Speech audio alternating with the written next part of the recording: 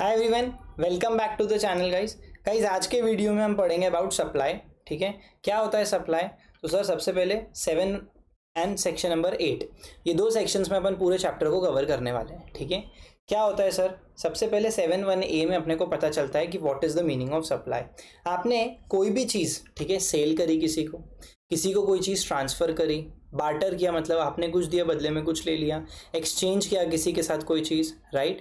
आपने अगर किसी को किसी चीज़ की लाइसेंस दी, किसी चीज़ को आपने रेंट पे दे दिया, ठीक है, परमानेंटली डिस्पोज कर दिया, राइट, या फिर लीज पे दे दिया, कुछ भी हो, all forms of supply of goods and services जब कभी भी इन द कोर्स और फर्दरेंस ऑफ बिजनेस होता है, ठीक है, फॉर अ कंसिडरेशन होता है, राइट।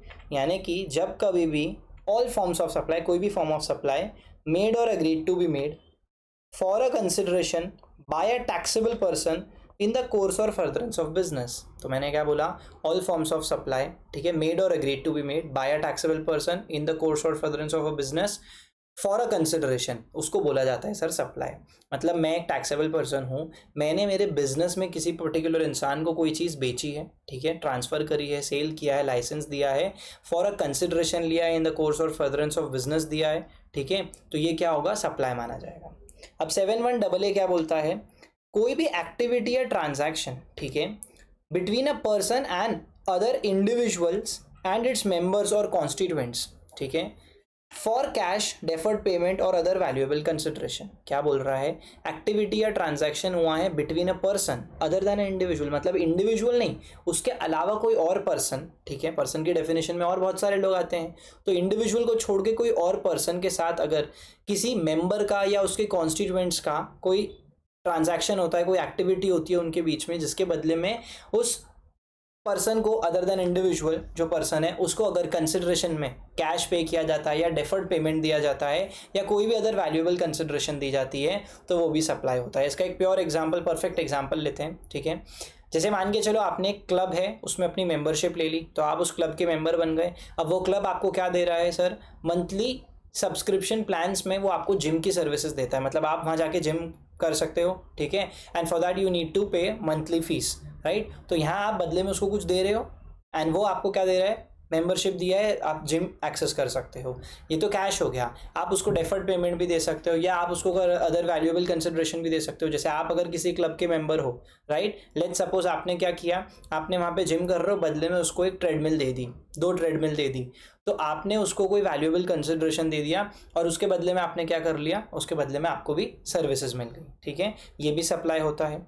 अब इंपोर्ट ऑफ सर्विस जो होता है, देखो ये बहुत इंपॉर्टेंट पॉइंट है। इंपोर्ट ऑफ सर्विस अगर कंसिडरेशन के लिए हो रहा है, फिर चाहे वो इन द कोर्स और फर्दरेंस ऑफ बिजनेस हो या ना हो, अगर आपने कोई सर्विसेज को इंपोर्ट करा है, बदले में आपने पैसा दिया है, तो मेरे को कोई फर्क नहीं पड़ता कि वो बिजनेस से रिलेटेड है या नहीं, हम उसको सप्लाई मान लेंगे, ठीक है। 7(1)(b) बोलता है कि आपने कोई भी सर्विसेज को इंपोर्ट करी है, रिस्पेक्टिव ऑफ द फैक्ट कि वो आपके बिजनेस से रिलेटेड है या नहीं, अगर आपने उसके बदले में कंसिडरेशन पे किया है, it will be considered as a supply, ठीक है। एंड 7(1)(c) बोलता है कि विदाउट कंसिडरेशन भी सप्लाई हो सकता है। क्या? अरे क्या बात कर रहे हैं यार, अभी 7(1)(a) में तो आपने क्लियरली बोला था कि all forms of supply of goods, services और बोथ, ठीक है, मेड और agreed to be made by a taxable person for a consideration in the course और furtherance of business. For a consideration पे तो आपने बहुत ज़्यादा एम्फसाइज भी किया था, अगर आपने ध्यान दिया हो, ये रहा फॉर अ कंसिडरेशन। तो क्या बिना कंसिडरेशन की भी सप्लाई हो सकता है क्या? यस। शेड्यूल 1 में अपन 4 एंट्रीज पढ़ेंगे जहाँ पे बिना कंसिडरेशन के भी उसको सप्लाई माना जाएगा। चलो फटाफट से आगे बढ़ते हैं। जैसा अपन ने अभी पढ़ा 7(1)(a) में, ऑल फॉर्म्स ऑफ सप्लाई, ठीक है, ऑफ गुड्स और सर्विसेज और बोथ, मेड और agreed to be made, agreement to sale भी हो सकता है या इंस्टेंटली किया है तो सेल भी हो सकता है। कंसिडरेशन के लिए अगर किसी टैक्सेबल पर्सन ने किया है इन द कोर्स और फर्दरेंस ऑफ बिजनेस, तो वो सप्लाई होएगा, ठीक है सर। अभी जीएसटी जो होता है वो किस चीज़ पे लेवी किया जाता है? वो लेवी किया जाता है सर सप्लाई के, जो वैल्यू ऑफ सप्लाई होता है उस पर। अब उसके पहले कौन सा जीएसटी लगाना है, इंट्रा या फिर मतलब सीजीएसटी, एसजीएसटी लगाना है या फिर आईजीएसटी लगाना है, ये पता करने के लिए अपने को देखना पड़ेगा कि अपना जो सप्लाई है वो इंट्रा स्टेट सप्लाई है या इंटर स्टेट सप्लाई है। अगर वो इंट्रा स्टेट सप्लाई है तो अपन क्या लगाएंगे? सीजीएसटी, एसजीएसटी, और अगर यूनियन टेरिटरी में हो तो एज द केस में भी यूटीजीएसटी। और अगर दो स्टेट्स के बीच में हुआ है, मतलब बायर और जो सेलर है वो दोनों अगर सेम स्टेट में तब तो वो इंट्रा स्टेट हो गया, CGST SGST ठोक देंगे। बट अगर वो दोनों डिफरेंट स्टेट्स में तो वो इंटर स्टेट सप्लाई होते हुए उस पर आपको IGST लगाना पड़ेगा। किस पे लगाओगे? वैल्यू ऑफ सप्लाई पे लगाओगे, चैप्टर नंबर 6। ठीक है, कलेक्ट किया जाएगा एंड पे किया जाएगा बाय द टैक्सेबल पर्सन। समझ में आया क्या? परफेक्ट। समझ लेते हैं सर क्या होते हैं गुड्स, क्या होते हैं सर्विसेज। देखो सर, गुड्स का मतलब every kind of movable property, हर टाइप की movable property other than money and securities, but it includes actionable claims, ऐसे कोई अपने पैसे जो लेने के लिए अपने को कोई एक्शन लेना पड़ रहा हो, growing crops, grass or things attached to or forming part of land which have been agreed to be separated before the supply or under a contract of supply। समझ में आएगा सर गुड्स का मतलब क्या होता है? सबसे पहले तो हर काइंड ऑफ मूवेबल प्रॉपर्टी, ठीक है, इमूवेबल प्रॉपर्टी गुड्स में नहीं आएगी। हर kind of movable property other than shares and securities and money, but it includes actionable claims, growing crops, grass and things attached to or forming part of land which have been agreed to be separated from the land either before the supply or under the contract of supply। ये होते हैं goods. Services क्या होते हैं? Anything other than goods, money and security service होता है। मतलब अगर आप ध्यान से देखो तो जो सिक्योरिटीज़ और मनी होते हैं वो ना तो गुड्स होते हैं ना ही वो होते हैं सर्विसेज, ठीक है। बट उससे रिलेटेड एक्टिविटी करी तो देखो, activities related to the use of money, पैसों की लेन देन करना, आपको सर्विसेज प्रोवाइड करवाना, जो बैंक सर्विस देता है, पैसों का लोन वोन देता है, ठीक है, उस पर जो वो चार्जेस लेता है आपसे, लोन प्रोसेसिंग फीस वगैरह लेता है, तो activities relating to the use of money, conversion of money, foreign currency से मतलब अपने डोमेस्टिक करेंसी में कन्वर्ट करने की सर्विसेज लेना, facilities and arranging transactions in securities, ये सारी चीज़ें जो होती है ना, इन सारी चीज़ों से रिलेटेड जो मतलब जो आपके पैसों से रिलेटेड सर्विसेज होती है, ठीक है, एक्टिविटीज़ होती है, कन्वर्जन होता है, फैसिलिटेट करवाना होता है, ये सारी चीज़ें सर्विसेज में आ जाएगी। क्योंकि इसके बदले में जो भी प्रोसेसिंग फीस या कमीशन या इंटरेस्ट चार्ज किया जाएगा ना, उस पर GST अपन फिर लगा लेंगे अगर उसको सप्लाई मान रहे हो तो, सर्विस मान रहे हो तो। समझ में आया क्या? परफेक्ट। अब कंसिडरेशन, जैसे मैंने अपन ने कहा था कि गुड्स और सर्विसेज अगर अपन बेच रहे हैं फॉर अ कंसिडरेशन, तो कंसिडरेशन का क्या मतलब होता है? कंसिडरेशन का मतलब होता है ब्रॉडली, इसका मतलब होता है पेमेंट, ठीक है। It can be in cash और it can be in kind as well, cash में भी हो सकता है और काइंड में भी हो सकता है, बस मुझे समथिंग इन रिटर्न चाहिए। समझ में आया क्या सर? एनीथिंग डन, मेरे लिए आपने कुछ कर लिया, मुझे आपने कुछ दे दिया, और made in exchange for something else, ठीक है, या मेरे लिए आपने कुछ और कर दिया, can flow from a third party, आप और मेरे बीच, मतलब अपन दोनों के बीच में कॉन्ट्रैक्ट हो रहा था, सप्लाई हो रहा था, मैंने आपको कुछ गुड्स दिए, पेमेंट मुझे कहीं और से मिल रहा है, चलेगा क्या? हाँ, मुझे पैसों से मतलब है। Consideration can flow from a third party. समझ में आया क्या सर? परफेक्ट। आपने अगर याद हो तो CA फाउंडेशन में आपने लॉ में भी पढ़ा होगा, सोगा में, ठीक है, कि स्ट्रेंजर टू अ कॉन्ट्रैक्ट नहीं हो सकता, बट कंसिडरेशन स्ट्रेंजर से, थर्ड पार्टी से आ सकता है। देखो वही तो है ये। समझ में आया क्या? इसके अलावा बोला है एक्सक्लूजन्स, कुछ चीज़ों को कंसिडरेशन में इंक्लूड नहीं किया जाएगा। जैसे कि सर, अगर आपको सेंट्रल या फिर स्टेट गवर्नमेंट से सब्सिडी मिल रही है ना, इसको अपन नहीं करेंगे कंसिडरेशन की तरह ट्रीट। मतलब अगर आपको सेंट्रल या स्टेट गवर्नमेंट से सब्सिडी आ रही है, it will not be treated as a consideration. Similarly, आपने अगर कोई पैसा कहीं डिपॉजिट किया है ना एज अ कंसिडरेशन, ठीक है, इसको हम तब तक कंसिडरेशन नहीं मानेंगे जब तक सप्लायर इसको जिस भी पर्पस के लिए यूज़ करना चाहिए था, अप्लाई करना चाहिए था, वो अप्लाई नहीं करता है। समझ में आया क्या? से फॉर एग्जांपल मैंने आपके पास कुछ पैसे रखे, आपने अगर उस पर्टिकुलर चीज़ के लिए उसको अप्लाई नहीं करा, राइट, तो वो क्या माना जाएगा? वो डिपॉजिट को कंसिडरेशन नहीं माना जाएगा जब तक आप उसको अप्लाई नहीं करते, ठीक है। Perfect sir. Donations to the charitable institution, बहुत ही ज़्यादा इंपॉर्टेंट पॉइंट है ये, ठीक है, very very important, very very important. क्या बोल रहा है ये पॉइंट सर? देखो, आपने अगर कोई चैरिटेबल ट्रस्ट को, कोई इंस्टीट्यूशन में अगर डोनेशन दिया है, तो आपने जो डोनेशन दिया है उसको कंसिडरेशन माना जाएगा या नहीं माना जाएगा, उसके बारे में बात की है।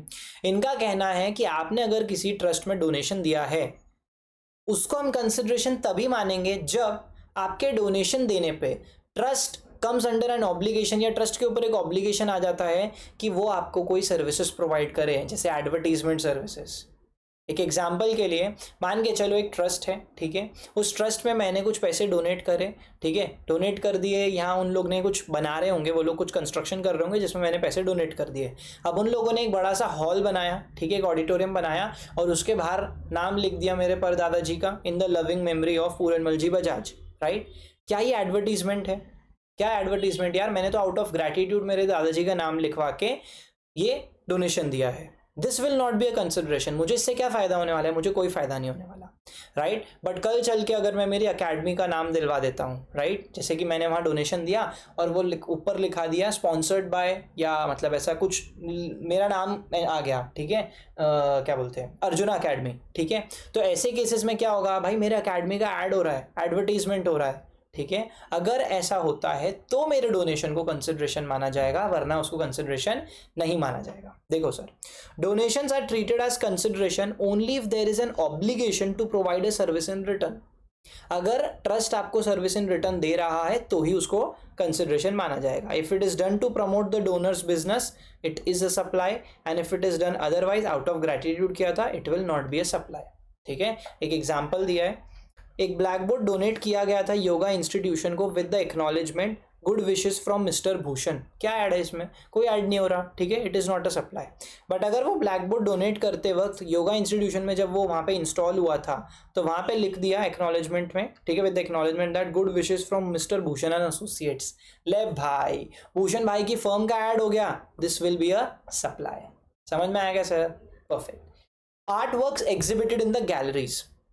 मैं बहुत बड़ा आर्टिस्ट हूँ, मैंने एक बहुत तगड़ी ड्राइंग बनाई, मैंने वो तगड़ी ड्राइंग बना के क्या करा, एक आर्ट वर्क हो रहा था, मतलब मेरे जो में आर्ट वर्क था वो एक आर्ट गैलरी में भिजवा दिया, वहाँ एग्जीबिशन होने वाला था। तो भैया मैंने जो आर्ट वर्क भिजवाया है आर्ट गैलरी में, ठीक है, उसको सप्लाई हो गया क्या? उसको मान लेंगे क्या कि सप्लाई हो गया? नहीं सर, उसको सप्लाई तो तब माना जाएगा ना जब कोई बंदा आके उस एग्जीबिशन में उस आर्ट वर्क को परचेज करता है और वहाँ पे पेमेंट मिलता है, रिसीव होता है, तब माना जाएगा कि सप्लाई हुआ है। जस्ट बिकॉज मैंने एग्जीबिशन में भेज दिया आर्ट गैलरी में, उसका ये मतलब नहीं है कि वो सप्लाई हो गया। देखो sir, when artist send a art work to the galleries for exhibition without receiving a payment it is not a supply. भैया मैंने कोई आर्ट गैलरी को बेचा नहीं था, तुम्हारे गैलरी में जो एग्जीबिशन लग रहा था वहां मुझे मेरी पेंटिंग को शोकेस करना था, राइट। जीएसटी कब एप्लीकेबल होगा? Only when the buyer purchases the art work from the gallery. जब तक के बायर पैसे देके वो खरीद नहीं लेता तब तक के it will not be a supply और उस पर GST does not apply. If it is not a supply then how will GST be applied, right. No claim bonus, ये क्या होता है सर? जब कभी भी अपन पॉलिसीज लेते हैं, इंश्योरेंस पॉलिसीज, तो अपन को प्रीमियम पे करना पड़ता है। अगर अब जब अपन टाइम टू टाइम प्रीमियम पे कर दिया और साल भर में कभी भी क्लेम नहीं करे, ठीक है, तो ऐसे केसेस में अपने को क्या मिलता है? नो क्लेम बोनस मिलता है, ठीक है। देखो, a deduction from the insurance premium, मतलब जब कभी भी आप अगली बार इंश्योरेंस प्रीमियम भरोगे ना तो because of the no claim bonus थोड़ा सा कम भरना पड़ेगा, उसमें आपको एक कंसेशन मिल जाएगा। It is offered when the no claims are made in the previous periods. No claim bonus is not a consideration, ये कोई कंसिडरेशन नहीं है, as there is no contractual obligation for the insured to refrain from making the claims. समझ में आ रहा है क्या? वो मेरे को नो क्लेम बोनस देके ये थोड़ी बोल रहा है कि भाई हम तुमको नो क्लेम बोनस दे रहे हैं तो बदले में तुम कभी भी क्लेम मत करना, ऐसा बिल्कुल भी नहीं है, ठीक है। वो तो मैंने रीजन जरूरत नहीं पड़ी इसलिए क्लेम नहीं किया, दैट इज द रीजन मुझे नो क्लेम बोनस दिया गया था, तो इसको कभी भी कंसिडरेशन नहीं माना जाएगा। I hope I am clear. चलो, बिजनेस का क्या मतलब होता है सर? बिजनेस का मतलब होता है आप कोई भी चीज़ की ट्रेडिंग करते हो, किसी भी चीज़ के मैन्युफैक्चरिंग में इन्वॉल्व हो, आप किसी भी प्रोफेशन या फिर वोकेशन में इन्वॉल्व हो, ठीक है, फिर चाहे आप कोई मॉनेटरी बेनिफिट्स के बिना भी क्यों ना करते हो, उसको बिजनेस माना जाएगा। इन सब से इंसिडेंटल या एंसिलरी एक्टिविटीज़ आप परफॉर्म करते हो, ठीक है, एक्टिविटीज़ ऑफ सेम नेचर, फिर चाहे वो आपका धंधा सीजनल ही क्यों ना हो, इरेगुलर ही क्यों ना हो, हम उसको मानेंगे तो बिजनेस ही। आप कोई भी गुड्स और सर्विसेज का सप्लाई या एक्विजिशन करते हो इंक्लूडिंग कैपिटल गुड्स, ठीक है, ड्यूरिंग द कमेंसमेंट और closure of the business, business शुरुआत होते वक्त खरीदना या खत्म होते वक्त बेचना, ठीक है, it will come under business. Facilities provided by the clubs and association, आप जिम जाते हो कोई क्लब में तो भाई वो क्लब का तो धंधा ही हो गया ना एक तरीके से, ठीक है। Admission for the consideration to any premises, किसी भी प्रेमाइस, जैसे कोई क्लब में गए, ठीक है, कोई डीजे पार्टी में गए तो वहाँ शुरुआत में वो लोग आपसे क्या लेते हैं? एंट्री फीस लेते हैं, ठीक है, तो ऐसे केसेस में उनके लिए तो ये धंधा हो गया। सिमिलरली गवर्नमेंट और लोकल अथॉरिटीज़ अपने को इतनी सारी एक्टिविटीज़ अंडरटेक करते हैं पब्लिक अथॉरिटीज़ के तरीके से अपने लोगों के लिए, ये क्या है? एक तरीके से उनके लिए ये बिजनेस ही है। समझ में आ गया सर? चलो 71AA में अपन ने ऊपर अभी पढ़ा था कि कोई भी एक्टिविटी या ट्रांजैक्शन अगर किसी पर्सन के बीच में होती है other than individual with their member या कॉन्स्टिट्यूएंट्स, ठीक है, फॉर अ कैश मतलब कैश पेमेंट या फिर डेफर्ड पेमेंट या फिर फॉर अदर वैल्यूएबल कंसिडरेशन, उसको 71AA के अकॉर्डिंग क्या माना जाता है सर? सप्लाई माना जाता है। समझ में आ गया सर?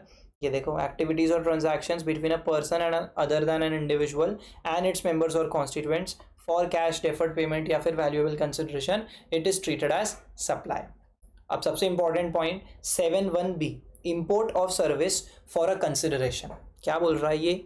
आपने अगर कोई सर्विसेज इंपोर्ट करी है, इंपोर्ट करना मतलब आप इंडिया में हो, कहीं आउट ऑफ इंडिया से सर्विसेज ली है, ठीक है, बदले में आपने क्या पे किया है? कुछ भी पे किया हो, कंसिडरेशन दिया है, फिर चाहे वो इन कोफोब हो, इन द कोर्स और फर्दरेंस ऑफ बिजनेस हो, या फिर वो इन द कोर्स और फर्दरेंस ऑफ बिजनेस ना हो, मुझे फर्क नहीं पड़ता, ठीक है, मुझे फर्क नहीं पड़ता, बस मुझे तो इतना पता है कि हम इसको सप्लाई बोलेंगे। समझ में आएगा सर? चलो, अब इसी से रिलेटेड मैं आपको एक शेड्यूल 1 का यानी कि 71C का एक पॉइंट पढ़ाऊंगा, सो दैट मैं आपको वो दोनों को लिंक करवा पाऊँ। आ जाओ आप लोग पैरा नंबर 4 पे, ठीक है, शेड्यूल 1 का पैरा नंबर 4 जो कि आपसे बात करता है इंपोर्ट ऑफ सर्विसेज की। अब ये क्या बोलता है?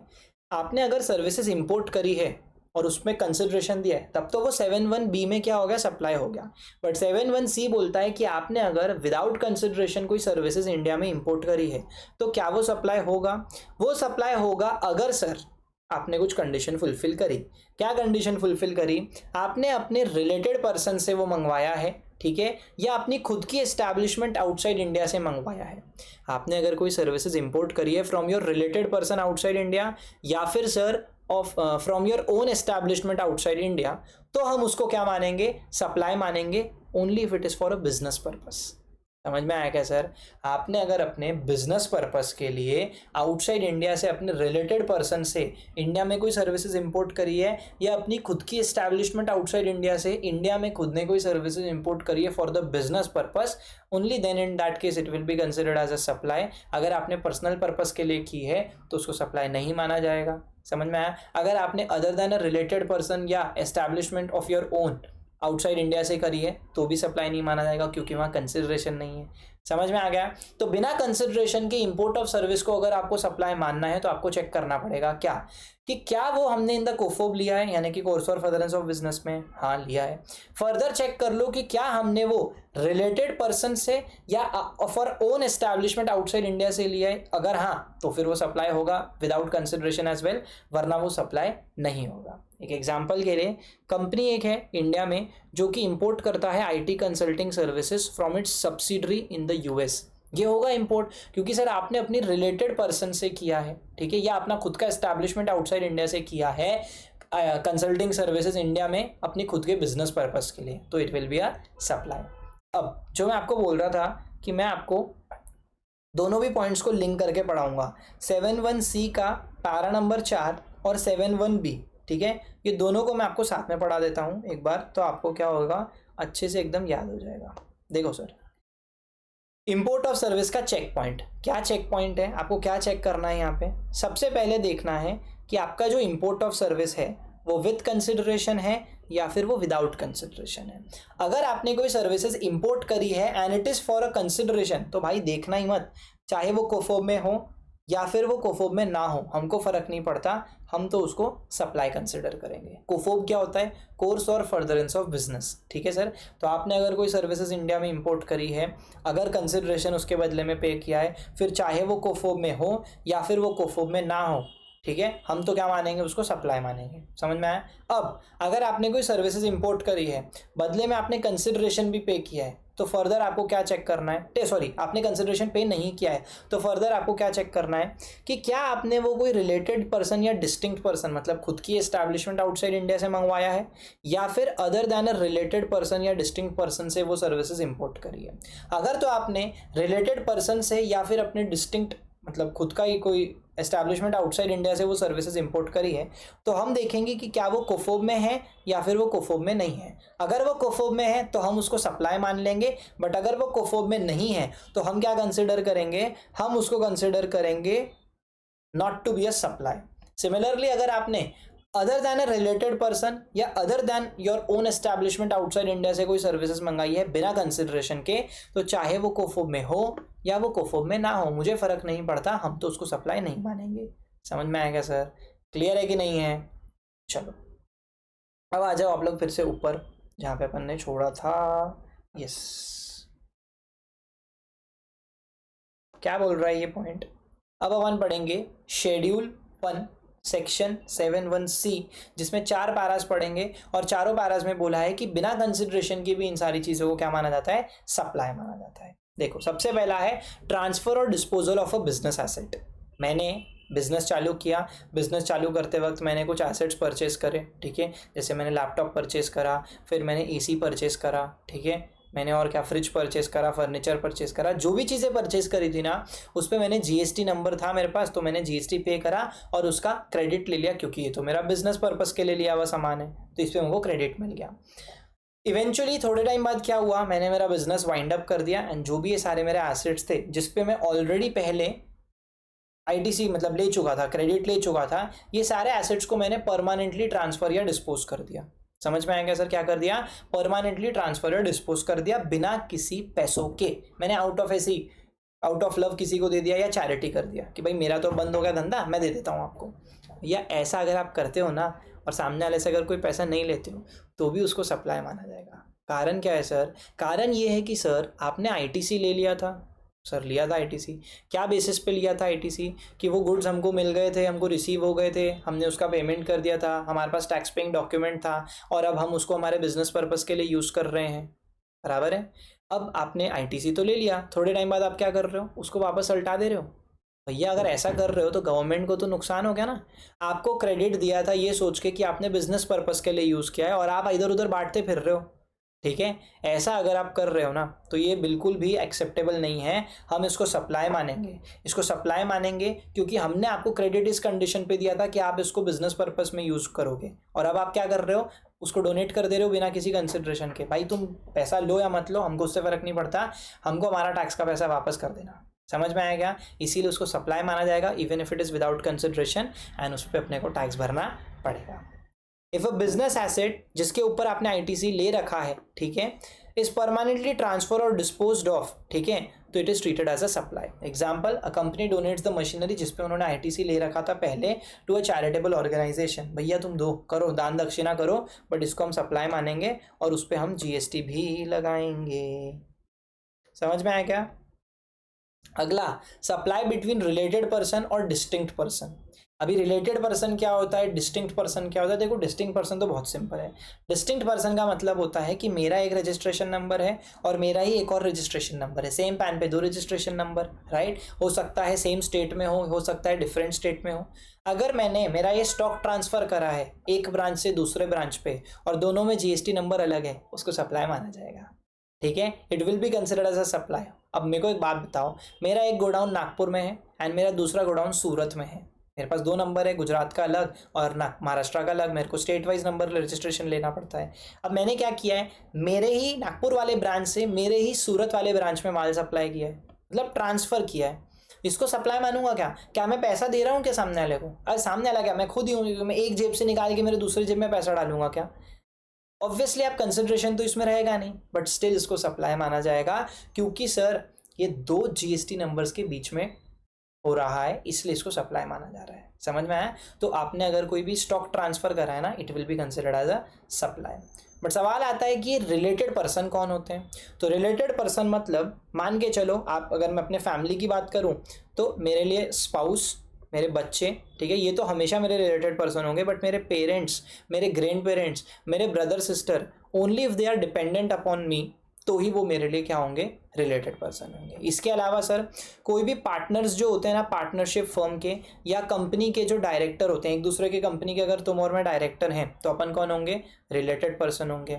अगर आप मेरे अंडर काम कर रहे हो, एम्प्लॉयर एम्प्लॉय का रिलेशनशिप है, तो क्या होगा सर? अपन लोग रिलेटेड पर्सन होंगे, ठीक है। अगर मैं आपके कंपनी में या आपके कंसर्न में मोर देन इक्वल टू 25% का होल्डिंग रखता हूँ, चाहे इंडिविजुअली खुद से रखूँ डायरेक्टली या फिर इनडायरेक्टली रखूँ मेरे सब्सिडरीज के थ्रू पे, ठीक है।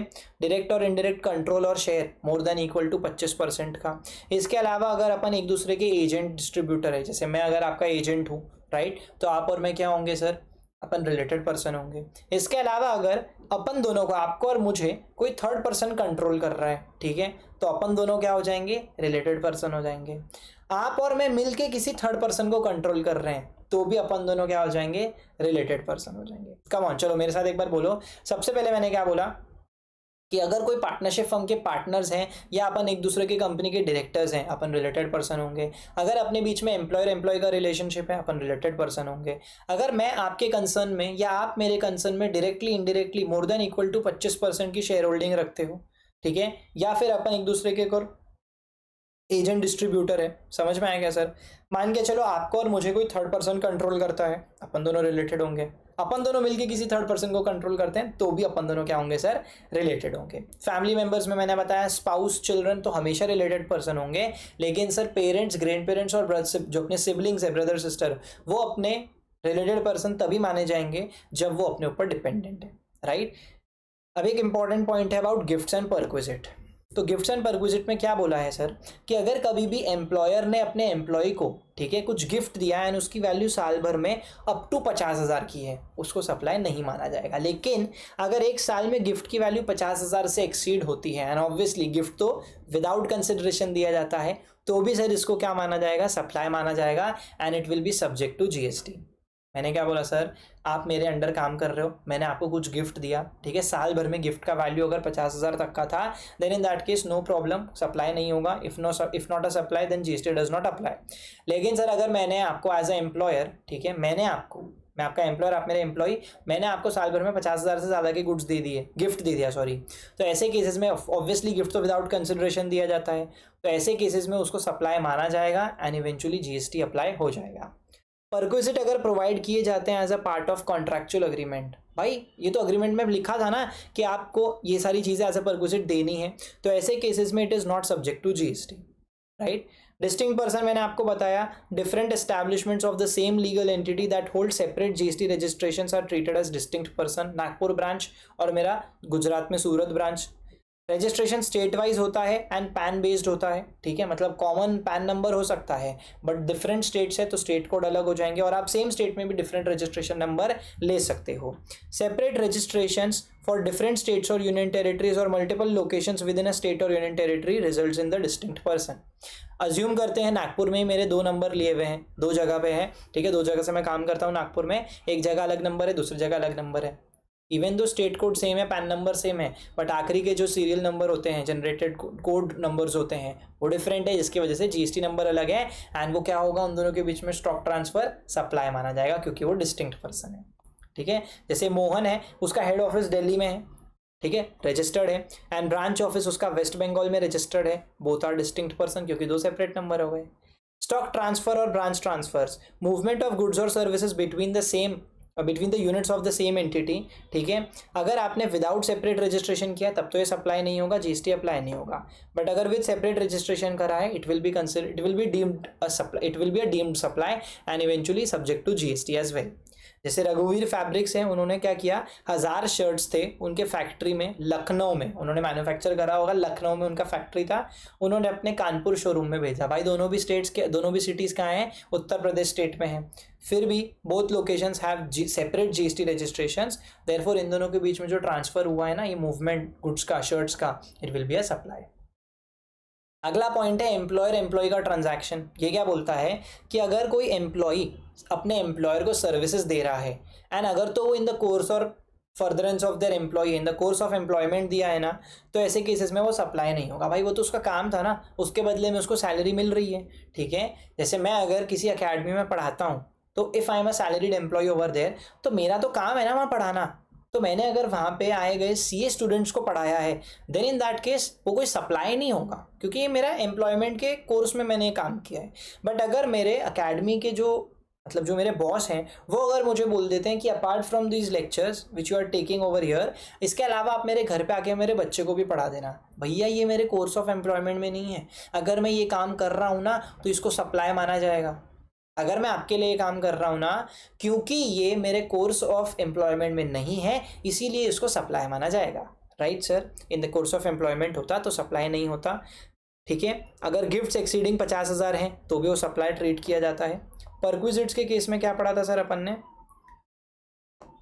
परक्विजिट्स के केस में अपन ने पढ़ा था कि अगर आपने as a part of contractual agreement दिया है, ठीक है, then it is not a supply. लेकिन अगर कोई सर्विसेज जैसे कि क्लब मेंबरशिप या फिर free housing not provided under a contract, ठीक है, कोई कॉन्ट्रैक्ट नहीं था, ऐसे ही प्रोवाइड कर दिया है, ठीक है, एज अ टैक्स, इसको टैक्सेबल सप्लाई माना जाएगा due to the employer employ relationship.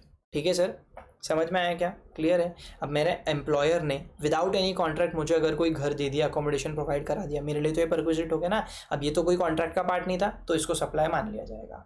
फटाफट से अगर अपन अपने पैरा नंबर 2 ऑफ शेड्यूल 1 या फिर सेक्शन 7(1)(c) का एंट्री नंबर 2 का अगर रिवाइज कर लें, समराइज कर लें, तो क्या है? डिस्टिंक्ट पर्सन के बीच में अगर सप्लाई हुआ है, it will be subject to GST। अगर रिलेटेड पर्सन के बीच में सप्लाई हुआ है, it will be subject to GST। अगर स्टॉक ट्रांसफर या ब्रांच ट्रांसफर हुआ है with separate GST numbers, it will be a deemed supply. ठीक है, एम्प्लॉई ने सर्विसेज दिया है एम्प्लॉयर को, ठीक है, ये सप्लाई नहीं होगा अगर वो in the course of employment है। अगर एम्प्लॉयर ने गिफ्ट्स दिया है up to 50,000, not a supply, GST does not apply. Employer ने गिफ्ट्स दिया है more than 50,000 in a year, GST will apply. And अगर परक्विजिट्स अंडर कॉन्ट्रैक्चुअल अग्रीमेंट दिया है, then not a supply and GST does not apply. समझ में आया क्या सर? परफेक्ट। अगला पॉइंट बात करता है सर प्रिंसिपल एजेंट के रिलेशनशिप के बारे में। प्रिंसिपल एजेंट रिलेशनशिप में क्या होता है? मैं मान के चलो प्रिंसिपल हूँ, आप मेरे लिए काम करते हो, ठीक है, you are my agent. What do you do is, आप ना मेरे बिहाफ पे गुड्स खरीदते हो या फिर मेरे बिहाफ पे गुड्स बेचते हो, पैसों की लेन देन करते हो, यही आपका काम है। ठीक है, under GST supply of goods between a person and an agent without consideration, मतलब मैं आप मेरे बिहाफ पे कुछ काम कर रहा हूँ, मैं आपको बदले में कोई कंसिडरेशन नहीं दे रहा। ठीक है, ऑफकोर्स आपके पैसे बनेंगे कमीशन के, बट समझ के चलो मैंने आपको बोला कि मेरे बिहाफ पे उत्तर प्रदेश से वो गुड्स लेके आओ, ठीक है, आप वो गुड्स लेके आए और मुझे जब गुड्स देना तब आपने मुझे गुड्स हैंड ओवर करा, मैंने कुछ भी नहीं दिया आपको बदले में, वो कमीशन आपका दूसरा चीज़ है, ठीक है, वो that is a different thing, but मैंने यहाँ पे आपको कुछ भी नहीं दिया। फिर भी आप जो मुझे गुड्स दे रहे हो, क्या इसको सप्लाई माना जाएगा? तो ये डिपेंड करेगा आगे कुछ कंडीशन पे। ठीक है, एक इंपॉर्टेंट इनवॉइस से रिलेटेड पॉइंट पे डिपेंड करता है कि एजेंट ने इनवॉइस किसके नाम पे रेज करा या इशू करा, खुद के नाम पे किया या प्रिंसिपल के नाम पे किया। अगर वो खुद के नाम पे करता है तो जब कभी भी वो प्रिंसिपल को गुड्स हैंड ओवर करेगा, इट विल बी सप्लाई। समझ में आया क्या सर? क्योंकि यहाँ क्या हो रहा है, आपने अगर डायरेक्टली प्रिंसिपल का नाम पे इनवॉइस रेज किया होता ना, तो आपने तो स्ट्रेट अवे थर्ड पार्टी और प्रिंसिपल को लिंक कर दिया, तो तुम्हारा और प्रिंसिपल का तो कुछ लेना देना हुआ ही नहीं। बट अगर तुम इनवॉइस खुद के नाम पे रेज करते हो, गुड्स सामने वाले से खरीदते हो, ठीक है, और फिर वो गुड्स आके प्रिंसिपल को देते हो, वो सप्लाई माना जाएगा, even if it is without consideration. समझा? Considered as a supply if the agent supplies the goods on behalf of the principal or receives the goods on behalf of the principal। ठीक है, की points क्या है? Supply of goods not services is covered under para 3। यहाँ पे सिर्फ supply of goods cover हो रहा है, पैरा नंबर 3 में सर्विसेज कवर नहीं होती। Supply of services between a principal and agent में सप्लाई होने के लिए कंसिडरेशन का होना जरूरी होता है। जैसे कि एक क्वेश्चन में पॉइंट आया था कि प्रिंसिपल ने क्या किया, एजेंट को मार्केटिंग का सिखा दिया पूरा, तो वो तो सर्विसिंग दे दी, सर्विस दे दी, बेसिकली सर्विस दी, आपने उसको मार्केटिंग कैसे करना है ये सिखाया है। यहाँ पे अगर कंसिडरेशन नहीं है तो इसको सप्लाई नहीं माना जाएगा। This will not come under para number 3। समझ में आया? चलो अगला पॉइंट है determining the principal agent relationship. तो यहाँ पे जो क्रिटिकल फैक्टर होता है ना, is whether the agent has the authority to pass or receive the title of the goods on behalf of the principal। तो ये क्या चेक करेंगे कि एजेंट ने इनवॉइस इशू खुद के नाम पे किया था, अगर हाँ तो it will B covered under supply. मतलब जो वो एजेंट गुड्स सामने वाले से लेके थर्ड पार्टी से लेके प्रिंसिपल को देगा ना, वो सप्लाई माना जाएगा, even if it is without consideration. But अगर एजेंट इनवॉइस इशू करता है प्रिंसिपल के नाम पे, then in that case it will not be covered under supply. Example के लिए goods procured by agent on behalf of the principal, जैसे कि Anmol appoints Bholu to procure the goods, तो भोलू कौन हो गया, एजेंट हो गया, किसका, अनमोल का। भोलू ने इनवॉइस जो गुड्स का था वो किसके नाम पे मतलब किसके नाम पे बनवाया, खुद के नाम पे बनवाया, and later transfers them to Anmol. भैया तुमने खुद के नाम पे इनवॉइस रेज करवाया और बाद में फिर प्रिंसिपल को दिया, तो it will be a supply. Auctioneer arranged by the principal, ठीक है। अ बैंक अपॉइंट्स मंदार, जो कि एक ऑक्शनियर है गुड्स का ऑक्शन करने के लिए। मंदार ने गुड्स का इनवॉइस जो था अपने नाम पे बनवाया, एंड फिर transfer between bank and Mandar is covered under para number 3 even if it is without consideration, ठीक है। Commission and freight agent, C&F agent या कमीशन एजेंट की अगर बात करूं तो अगर ये agent possession of the goods ले लेता है प्रिंसिपल के बिहाफ पे, ठीक है, या प्रिंसिपल से ले लेता है एंड इनवॉइस करवाता है खुद के नाम पे, तो ऐसे केसेस में it will be considered as a supply. अब एक बहुत ही इंटरेस्टिंग पॉइंट आता है and that is del credere agent. क्या होता है sir del credere agent and how is it different from a mere agent? तो भैया देखो, मियर एजेंट का क्या काम है, आप अगर मेरे सिर्फ एजेंट हो ना तो आप मेरे बिहाफ पे गुड्स बाय सेल करोगे, ठीक है। उसके बाद में आप, इतना ही काम है आपका, मैं आपको सिर्फ छोटा मोटा कमीशन दूंगा, नथिंग एल्स। बट एक डेल क्रेडिटर एजेंट का क्या काम होता है? सबसे पहले तो अगर आप मेरे लिए डेल क्रेडिटर एजेंट हो तो आप मेरे को क्या अश्योरिटी दोगे? सबसे पहले आप मेरे बिहाफ पे गुड्स बेचोगे एंड जिस भी थर्ड पार्टी को बेचोगे ना वो पेमेंट देना चाहिए ना। तो आप क्या मेरे को भरोसा दिलाते हो कि भाई थर्ड पार्टी से पेमेंट भी मैं मतलब पेमेंट आपके अटकेगा नहीं, मेरा पेमेंट अटकेगा नहीं, आपका पेमेंट मैं अश्योरिटी देता हूं कि मैं दिलवा दूंगा। अब यहाँ क्या हो रहा है, मान के चलो थर्ड पार्टी पेमेंट नहीं दे पा रहा, तो आप as a del credere agent क्या करोगे, आप उस बंदे को लोन दोगे, और उससे आप इंटरेस्ट चार्ज करोगे। समझ में आ रहा है क्या? ये होता है डेल क्रेडिटर एजेंट का काम।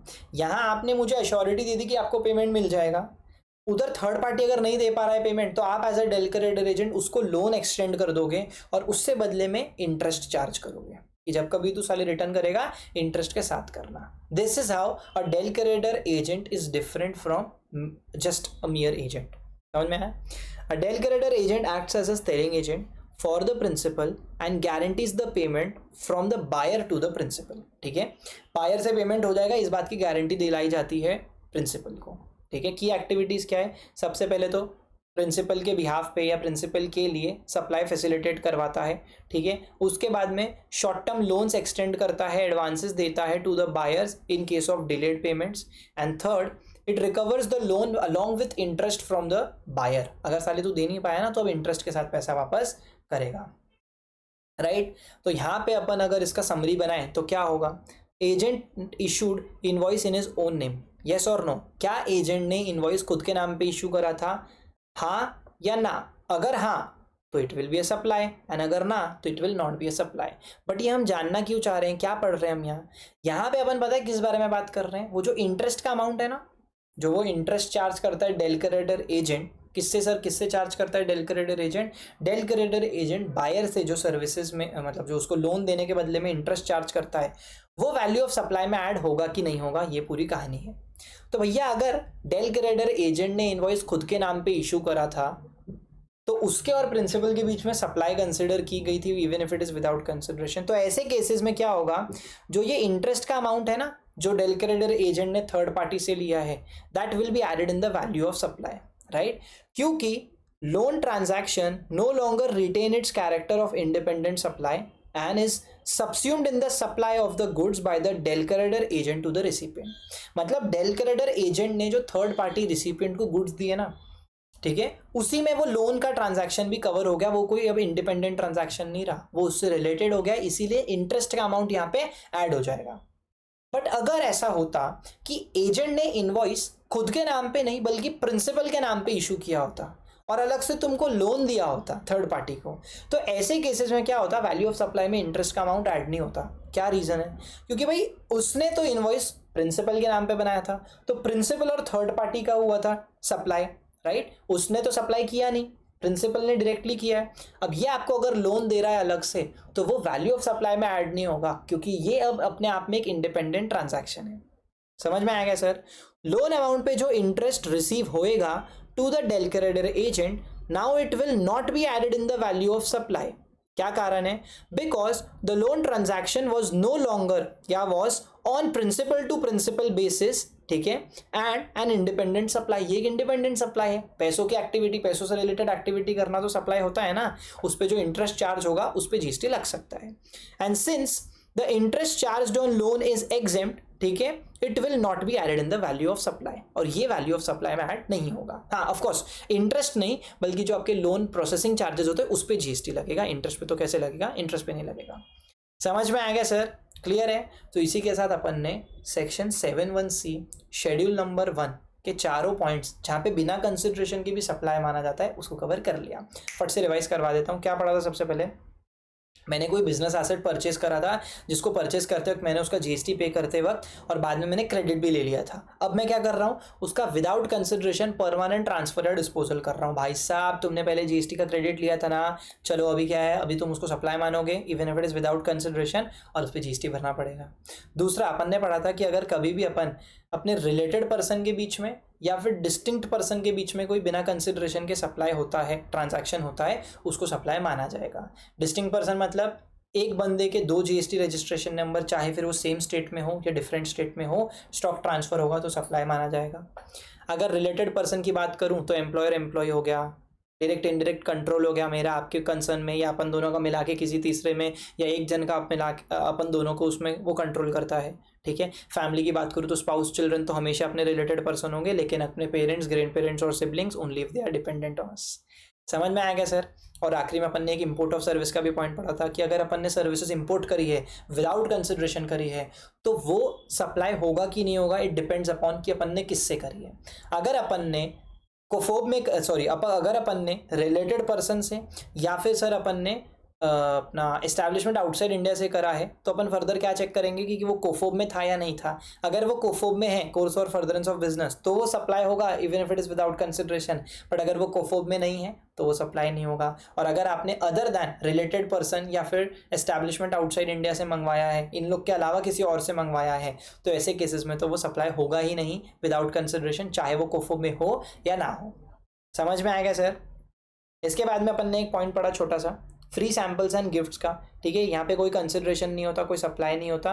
However we need to check schedule कि अगर अपन ने कोई चीज़ फ्री में बांटी है, गिफ्ट में दिया है, कहीं ऐसा तो नहीं था कि वो एसेट पे आपने पहले आईटीसी ले रखा था। अगर ऐसा है तो फिर वो सप्लाई माना जाएगा, ठीक है, और else it will not be a supply.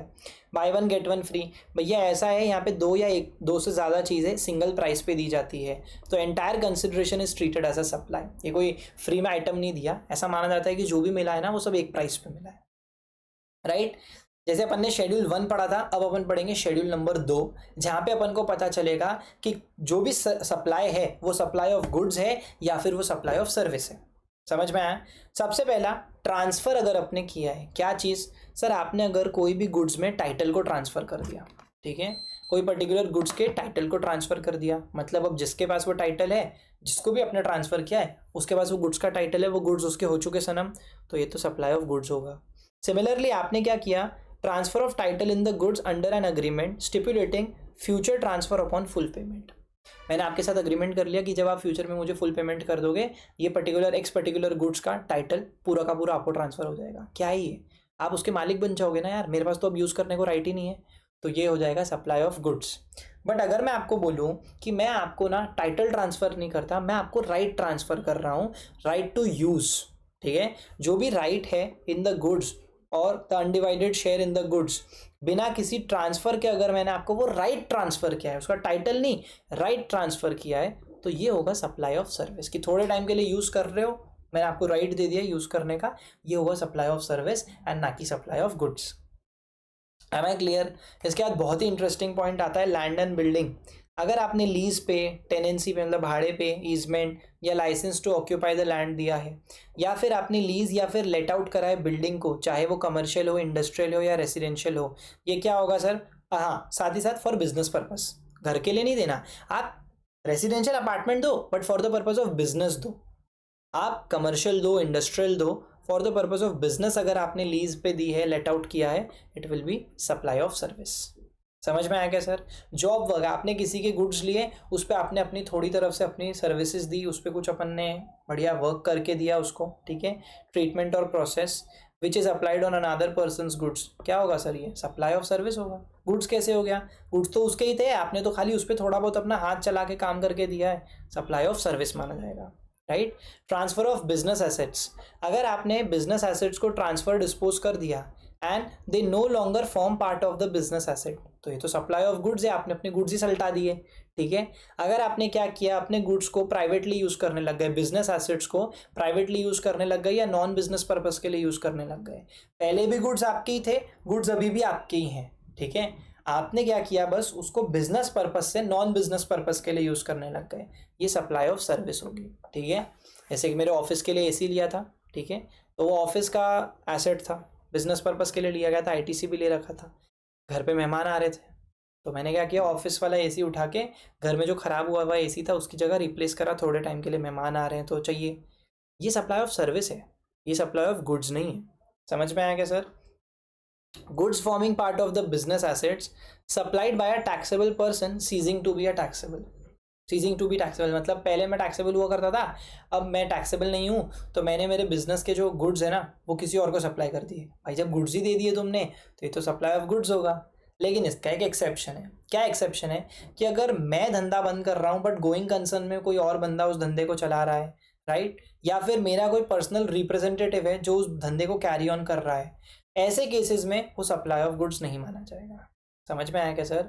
बस वो पास ऑन हो रहा है कि पहले मेरे पास हुआ करता था, वो मेरे रिप्रेजेंटेटिव के पास है, तो ऐसे केसेस में उसको आप सप्लाई नहीं मानोगे, ना तो सप्लाई ऑफ गुड्स ना supply of services, right sir? Perfect. बस ये देखो एक्सेप्शन में लिखा है, बिजनेस अगर ट्रांसफर हो रहा है as a going concern to another person या फिर it is being carried on by a personal representative who is deemed to be a taxable person, then in that case वो क्या होगा, सप्लाई ऑफ गुड्स होगा।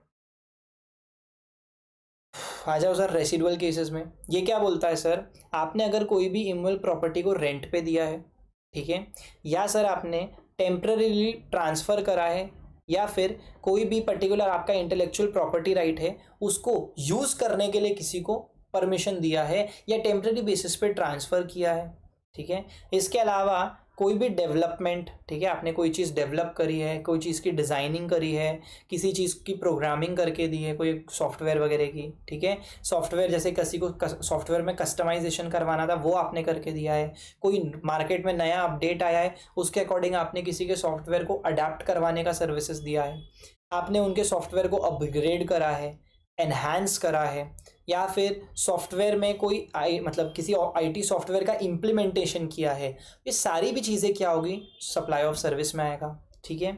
आपने कोई काम करने से कोई काम नहीं करने से, ठीक है, अग्री कर लिया है, या कोई काम नहीं करने से अग्री कर लिया है, कुछ जैसे क्या लिखा है, अग्रीइंग टू ऑब्लिगेशन, ठीक है, to refrain from an act, कि मैं ये काम नहीं करूँगा, ठीक है, या फिर टू टॉलरेट एन एक्ट, आप ये करते रहो मैं सहन कर लूँगा, ठीक है, या कुछ काम करने का अगर आपने अग्रीमेंट दे दिया है, ये क्या है, सर्विस है। से फॉर एग्जांपल मैं आपको बोलता हूँ कि आप मेरे लिए काम कर देना, आपने अग्री कर लिया, मैंने आपको बोला ये काम मत करना, आपने अग्री कर लिया, मैंने आपको क्या बोला, यार मैं तो ये काम करता रहूँगा, तुमको अगर दिक्कत हो रही है मैं तो तुमको महीने के थोड़े पैसे दे दूंगा, तुम मान गए, तुम मेरे हरकतों से टॉलरेट कर रहे हो मेरी हरकतों को, अगर आप ऐसा कर रहे हो ना तो बेसिकली अपने बीच में क्या है, सप्लाई ऑफ सर्विसेज हो रहा है, ठीक है, समझ में आया। इसके अलावा transfer of right to use any goods for any purpose whether or not for specified purpose, बदले में कैश, डेफर्ड पेमेंट या अदर वैल्यूएबल कंसिडरेशन अगर मिल रहा है, ट्रांसफर ऑफ राइट हुआ है, ये भैया आप समझो टाइटल ट्रांसफर नहीं हो रहा, सिर्फ उन गुड्स को यूज करने का राइट ट्रांसफर हो रहा है, ये सारे भी चीजों में क्या होगा, सप्लाई ऑफ सर्विस होगा। सर आपने बीच में तो सेकंड वाला पॉइंट तो छोड़ दिया, पढ़ा रहा हूँ भाई, रुको तो सही। अगर कभी भी बिल्डिंग की कंस्ट्रक्शन होती है, ठीक है सर, क्या बोला मैंने, बिल्डिंग का अगर कंस्ट्रक्शन होता है तो क्या वो सप्लाई माना जाएगा, और क्या माना जाएगा, सप्लाई ऑफ गुड्स की सप्लाई ऑफ सर्विस। देखो यार, अपन ने जब गुड्स पढ़ा था ना तो गुड्स के डेफिनेशन में अपन ने क्लियरली पढ़ा था ये चीज़ कि any property, any movable property, goods का मतलब होता है एनी मूवेबल प्रॉपर्टी, मतलब यार बिल्डिंग तो इमूवेबल होती है, लैंड तो इमूवेबल होती है, तो वो अगर आप किसी को कंस्ट्रक्ट करके दे रहे हो ना तो वो सप्लाई नहीं हो सकता, right, goods, supply of goods तो नहीं हो सकता। But what about supply of service. यार एक बात समझो, अगर आप किसी को बना बनाया घर दे रहे हो, ठीक है, घर बन चुका है और आप किसी का फ्लैट परचेज कर रहे हो, क्या सर्विस दी आपने? कोई सर्विस नहीं है, बना हुआ था घर ऑलरेडी। हाँ, उसके बाद आपने उस घर में जो इंटीरियर वगैरह करवाया है ना, वो तो वो आपको इंटीरियर सर्विस दे रहा है। कंस्ट्रक्टर जो बिल्डर है उसने क्या सर्विस दी? कोई सर्विस नहीं दी। लेकिन अगर मैं आपको ये बोलूं कि आपकी जो अपार्टमेंट है उसका कंप्लीशन सर्टिफिकेट इशू होने के पहले, या फिर सर आपका first occupation of that particular apartment, इन दोनों में से जो भी अर्लियर है, यानी कि फर्स्ट ऑक्यूपेशन और issuance of the completion certificate whichever is earlier के पहले अगर आपने कुछ पैसे दे के अपना फ्लैट बुक कर लिया है, तो ऐसे केसेस में सर मान लिया जाएगा कि आपको सर्विसेज सप्लाई की जा रही है, ऑन दैट टू कंस्ट्रक्शन की सर्विसेज। क्योंकि अभी तो फ्लैट बना नहीं है ना, अभी तो आपने बुक किया है, अभी तो फ्लैट और बनना चालू हो रहा है और बनेगा अभी तो ऐसे केसेस में आपको सप्लाई ऑफ सर्विस मिल रही है। समझ में आया सर? ये आगे ये पॉइंट वापस आएगा तब मैं फिर से रिवाइज कराऊंगा, तो इस पर ध्यान देना। तो अगर आपने entire payment after the completion certificate is issued और आफ्टर फर्स्ट ऑक्यूपेशन दिया है, तो it is not a supply and GST does not apply. But sir अगर आपने क्या किया है, कहाँ गया भाई, हाँ, अगर आपने before the completion certificate is issued और before it is first occupied whichever happens earlier, आपने कुछ भी पार्ट दे दिया है, ठीक है, तो ऐसे केसेस में क्या माना जाएगा? सोल्ड, आपको बेच दिया गया है, तो ऐसे केसेस में क्या माना जाएगा? आपको सप्लाई ऑफ सर्विसेज दी जा रही है। समझ में आएगा? चलो अगला पॉइंट क्या बोलता है, कॉम्पोजिट सप्लाई के बारे में। Works contract. वर्क्स कॉन्ट्रैक्ट मतलब execution of a work related to immovable property, construction के जैसा ही काम है, ठीक है, involving transfer of property in the goods either as goods or in some other form. जैसे कि मान के चलो कॉम्पोजिट सप्लाई क्या होता है, मैं आपको मेन काम करना कुछ और था, बट वो करने के लिए मुझे आपको और भी कुछ चीज़ें सप्लाई करनी पड़ी। जैसे अगर मैं आपको एक एग्जांपल दूं, तो आपके घर पे अगर कोई मिस्त्री आता है, ठीक है, कोई कारपेंटर आता है, तो उसका मेन काम क्या है? उसका मेन काम है आपके घर में बेड बनाना, आपके घर में वार्डरोब्स बनाना, ठीक है। अब वो बनाने के प्रोसेस में वो लकड़ों को जोड़ने के लिए कील ठोकेगा, फेविकॉल लगाएगा, ठीक है, उसमें माइका लगाएगा, उस पर उसको कुछ गुड्स यूज़ करने पड़ सकते हैं। बट यहाँ पे मेजर काम क्या है? सर्विस देना। क्या चीज़ की सर्विस भाई? वो जो भी बनाने आया है, रिपेयर करने आया है, उसकी सर्विस देना। अब उसमें अगर कोई छोटा मोटा गुड्स यूज़ हो भी रहा है ना, तो उसको अलग से आप सप्लाई ऑफ गुड्स नहीं मानोगे, आप यहाँ पे मेन ध्यान दोगे प्रिंसिपल सप्लाई पे, एंड वो क्या है? सर्विसेज देना। तो वो पूरा का पूरा क्या माना जाएगा? सप्लाई ऑफ सर्विस माना जाएगा। सिमिलरली फूड एंड बेवरेजेस का सप्लाई, यानी कि केटरिंग सर्विसेज, खाना दे रहा है वो अपने को, ठीक है, बट इसको सप्लाई ऑफ सर्विस में कंसिडर किया जाएगा, ठीक है। जैसे यहाँ पे उसने अपने लिए खाना बनाया, कुछ चीज़ें ऐसी, कोल्ड ड्रिंक की बॉटल भी रख दी, भाई कोल्ड ड्रिंक की बॉटल रखी तो उसको गुड्स नहीं माना जाएगा, वो कॉम्पोजिट सप्लाई में सप्लाई ऑफ सर्विसेज में ही कंसिडर होने वाला है। समझ में आया? तो ये था अपना शेड्यूल नंबर 2 कि क्या सप्लाई ऑफ गुड्स होता है, क्या सप्लाई ऑफ सर्विसेज होता है। जैसे अपन ने पहले कुछ गुड्स के ट्रांसफ़र की बात करी, यूज़ की, टाइटल की, ठीक है, फिर अपन ने लैंड बिल्डिंग की बात करी, फिर अपन ने जॉब वर्क की बात करी, बिजनेस एसेट्स के ट्रांसफ़र की बात करी। सिर्फ यूज़ करने के लिए दिया है तो सर्विस होता है, बट टाइटल ट्रांसफ़र कर दिया तो फिर वो गुड्स हो जाता है। रेसिडुअल, बहुत सारी चीज़ें सिर्फ सर्विसेज में ही आती है, अपन किसी के नाम नहीं कर रहे, अपन उसको कुछ सर्विस प्रोवाइड कर रहे हैं। And composite supplies. नेक्स्ट आता है सर शेड्यूल नंबर 3। ऐसी कुछ चीज़ों के बारे में बातें करेंगे जो ना तो सप्लाई ऑफ गुड्स होती है ना सप्लाई ऑफ सर्विस होती है। It is outside the purview of GST, इस पे जीएसटी नहीं लगेगा, राइट। सबसे पहला, एम्प्लॉय ने अगर एम्प्लॉयर के लिए कोई काम किया है इन द कोर्स और रिलेशन टू हिज एम्प्लॉयमेंट, भाई इसके बदले तो तुम मुझे पैसा दे ही रहे हो, सैलरी, राइट, इसको सप्लाई नहीं माना जाएगा। बट हाँ, outside the ambit of employment अगर कुछ दिया गया है सर्विस और बदले में लिया गया है कंसिडरेशन, तो it will qualify as a supply. अभी मैंने बताया था कि मैं एक अकेडमी में सैलरीड बेसिस पे जॉब करता हूँ, ठीक है, आई एम सैलरीड एम्प्लॉय। वहाँ मैंने सीए के स्टूडेंट्स को जो भी पढ़ाया वो तो मेरा एम्प्लॉयमेंट का हिस्सा था, राइट, मेरे कोर्स ऑफ एम्प्लॉयमेंट में किया है, it is not a supply. But जो मैंने मेरे बॉस के बच्चे को उसकी स्कूल की पढ़ाई करवाई है ना, that was outside the ambit of employment and that will qualify as a supply. Services अगर कोई भी कोर्ट और ट्राइब्यूनल देता है जो कि एस्टैब्लिश किया गया है under the law for the time being in force, भाई कोर्ट की सर्विसेज, कोई भी district court, high court, supreme court, इनकी सर्विसेज आप सोच के देखो, आपको कोर्ट क्या बोलेगा कि आ गए तुम लोग क्या क्या करने, जस्टिस लेने, ठीक है। अब चलो पहले जीएसटी देना पड़ेगा, ऐसा तो होगा नहीं, कोर्ट आपसे जीएसटी कलेक्ट करेगा क्या? नहीं भाई, वो सप्लाई नहीं है। समझ में आया क्या सर? कोर्ट की जो भी सर्विसेज होती है, ट्राइब्यूनल की जो भी सर्विसेज होती है, वो सप्लाई नहीं होती, ना तो सप्लाई ऑफ गुड्स ना सप्लाई ऑफ सर्विसेज। इसके बाद में पॉइंट आता है कि member of parliament, member of state legislatures, members of panchayat, members of municipalities या members of any other local authorities, ये अपने को जो भी सर्विसेज दे रहे हैं ना, ये सप्लाई नहीं होगा। अपन क्या इनका जीएसटी चार्ज करेंगे क्या? जी नहीं सर, अपन तो ऑलरेडी जो इलेक्ट्रिसिटी बिल देते हैं या मान के चलो अपन जो टैक्स पे करते हैं उन सब से इन लोगों को पेमेंट मिलता है, ठीक है। तो इनकी सर्विसेज को सप्लाई नहीं माना जाएगा, ये लोग जीएसटी चार्ज नहीं करेंगे अपने ऊपर। Similarly duties perform by any person who holds a post in pursuance of the provisions of the constitution, ठीक है, या फिर duties perform by any person as a chairperson और अ मेंबर और a director in a body established by the CGSG और a local authority, central या government की कोई भी बॉडी में आप अगर चेयरपर्सन या फिर मेंबर या फिर डायरेक्टर की पोस्ट होल्ड करते हो और कोई सर्विसेज देते हो तो again it is not a supply.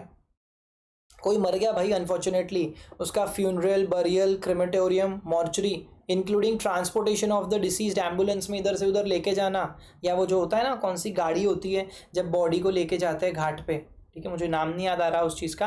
अगर ये ट्रांसपोर्टेशन जो भी सर्विसेज दी जाती है, भाई कोई चला गया है उसको भी क्या बोलोगे कि भाई तेरे को घाट पे ले जाने के पहले भी हम जीएसटी लेंगे?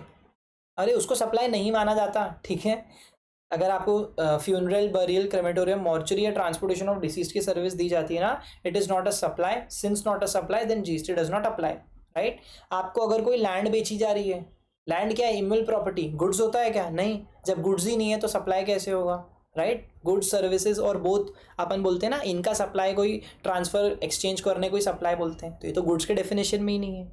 सिमिलरली सेल ऑफ बिल्डिंग, अगर आपने सेल ऑफ बिल्डिंग किया है जहां पे पूरा का पूरा पैसा after earlier of issuance of completion certificate और फर्स्ट ऑक्यूपेशन दिया जाता है, पैसा पूरा बाद में दिया जाता है, then in that case it is not a supply. हाँ, आपने पहले दे दिया है विच एवर इज अर्लियर के, देन इन दैट केस वो सप्लाई ऑफ सर्विस होगा। समझ आए? ऊपर अभी पढ़ा था अपन ने।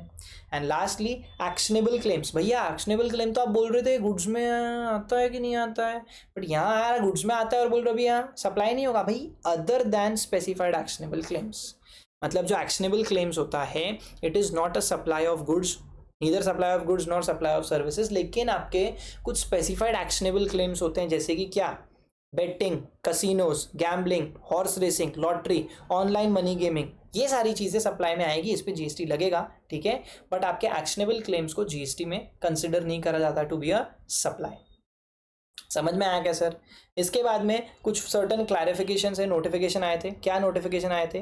कि पंचायत और म्यूनसिपैलिटी के जो फंक्शंस होते हैं, services related to the functions entrusted to panchayat और म्यूनसिपैलिटी, ठीक है, ये ना तो सप्लाई ऑफ गुड्स होता है ना ही सप्लाई ऑफ सर्विस होता है, राइट। एक आया था grant of alcoholic liquor for licence, chapter number 1 में पढ़ा था कि alcoholic liquor for human consumption GST के स्कोप से ही बाहर है, मतलब उस पर जीएसटी लगता ही नहीं है। तो अब मैं अगर किसी को दारू बेचने का लाइसेंस देने का सर्विस दे रहा हूँ, ठीक है, ग्रांट किया जा रहा है लाइसेंस, उस पर जीएसटी लगाओगे क्या? नहीं भाई, उस पर भी जीएसटी नहीं लगेगा। अगर granting of alcoholic liquor licence हो रहा है अगेंस्ट अ पर्टिकुलर फीस, उसको सप्लाई नहीं माना जाता, ठीक है, not a supply of goods not supply of services. लेकिन याद रखना ये सिर्फ और सिर्फ लिक्कर लाइसेंस पे अप्लाई होता है, इसके अलावा आपको कोई भी लाइसेंस या प्रिविलेज मिल रहा है, mining right, spectrum related licences, तो अगर ये गवर्नमेंट ग्रांट कर रहा है तो ये जीएसटी में टैक्सेबल होगा। समझ में आया sir? Taxable, taxes payable by the recipient under the reverse charge mechanism, ठीक है, वो तो चलो बात की बात है। अगला कुछ और सर्कुलर्स आए थे।